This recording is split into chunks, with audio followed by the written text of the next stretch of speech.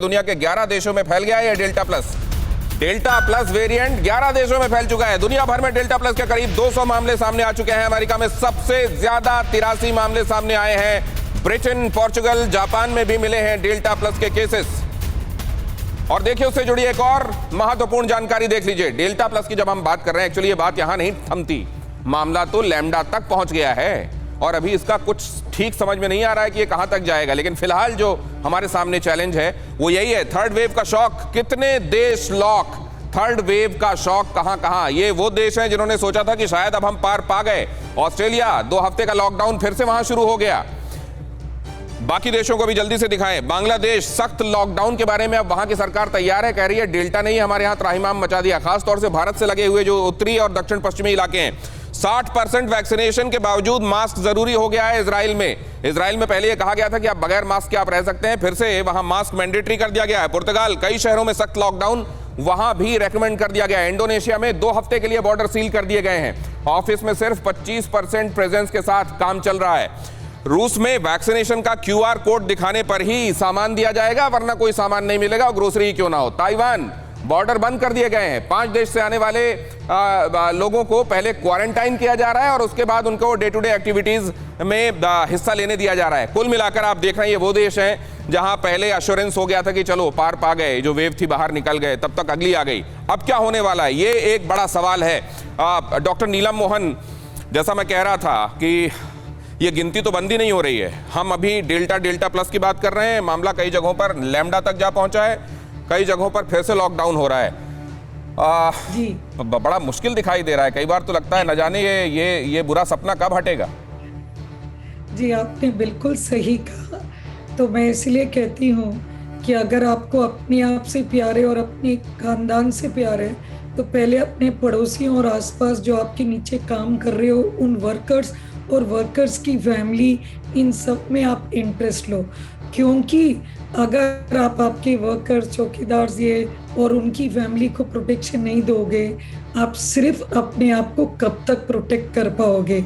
इसीलिए बहुत ज़रूरी है वैक्सीनेशन में कि सिर्फ अपना ही नहीं, अपने आसपास सभी और उनकी फैमिलीज़ को।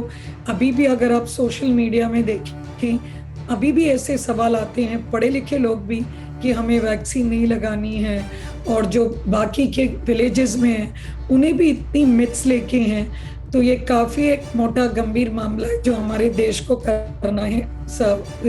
सेकंड, मैं बच्चों के बारे में बताऊंगी कि जो ये वैक्सीन है, अनफॉर्चुनेटली 18 साल से नीचे हम बच्चों में नहीं दे रहे हैं।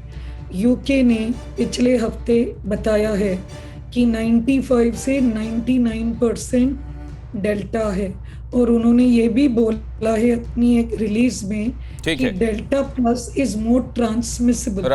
अगर ये delta plus is more transmissible, तो आप सोचिए कि अपने आप को वैक्सीन लगाने के बाद भी आप प्रोटेक्टेड हो सिवियरिटी से, लेकिन आ सकती है और आपके बच्चों को भी दे सकती है। तो इसीलिए जो गवर्नमेंट की तैयारी है, हम सब स्टेट गवर्नमेंट्स को नोटिस मिला है, मैं मेदांता में हूँ, हमें पूरी वार्ड की तैयारी, ऑक्सीजन की तैयारी, ICU की तैयारी, बम्स की तैयारी, नर्सेस की तैयारी, जूनियर डॉक्टर्स की, ये सब बोला गया है। Right ma'am. तक हम नहीं करेंगे, प्रॉब्लम में आ सकते। राइट। डॉक्टर हरमिंदर, बहुत क्विकली आपसे, क्योंकि अब हम लास्ट लेग में चल रहे हैं, केवल 1-2 मिनट बचे हैं। क्या ये समझा जा रहा है कि अब साल भर के भीतर इसको पूरी तरह से काबू कर लिया जाएगा, या इस बारे में अभी डॉक्टर्स और साइंटिफिक फ्रेटर्निटी जो है वो कुछ खास कहने की स्थिति में नहीं है? नहीं, ये कहना तो बहुत मुश्किल है कि साल भर के अंदर इसको काबू कर लिया जाएगा। लेकिन जैसे मैं बता रहा हूँ कि 80% वैक्सीन यहाँ पे लगने के बावजूद भी 14,000 के आसपास केसेस आ रहे हैं, और अब 150 से ज़्यादा वेरिएंट्स इस वायरस के आ चुके हैं। और वायरस म्यूटेट करती है, वायरस म्यूटेट करती रहेगी, बट हमें सिर्फ हॉस्पिटलाइजेशन, सीवियर इन्फेक्शन और डेथ को प्रिवेंट करना है। उसके लिए वैक्सीनेशन और कोविड एप्रोप्रिएट बिहेवियर है।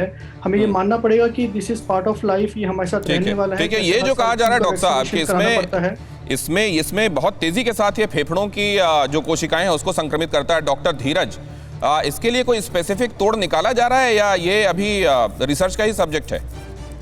देखिए 3-4 दवाइयां काम कर रही हैं एस रिसेप्टर को ब्लॉकेज करने के लिए, और नैनो मेडिसिन का हम लोग यूज करके यहाँ पे डेवलपमेंट उस पर चल रहा है, जो मुझे लगता है जनवरी से नवंबर से जनवरी वो भी आ जानी चाहिए। एक और बहुत इंपॉर्टेंट टूल होगा जो एंटीबॉडी कॉकटेल्स की बात कर रहे हैं, उसको एक्सटेंड करने पे काम हो रहा है, जो कि वो बीमारी, क्योंकि ये जो करंट एंटीबॉडी है अगर 3 दिन के अंदर आप सिम्टम्स में नहीं ली तो ये बेकार है।